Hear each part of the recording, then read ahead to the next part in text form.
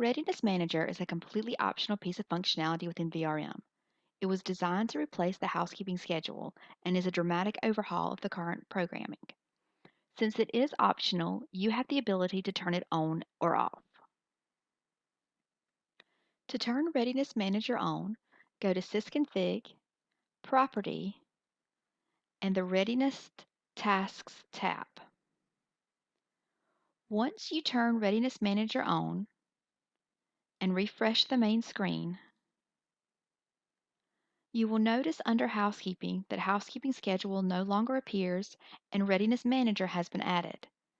You will also see Readiness Manager as an option in the Quick Access bar. If you do not want to use Readiness Manager, you don't have to. If you choose not to use Readiness Manager, the Housekeeping module, including the Housekeeping Schedule, will continue to work as it always has.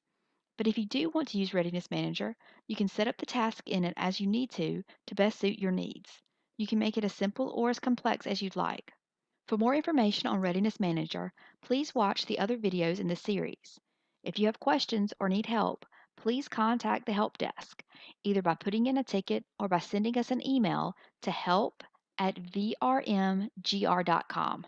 Thank you.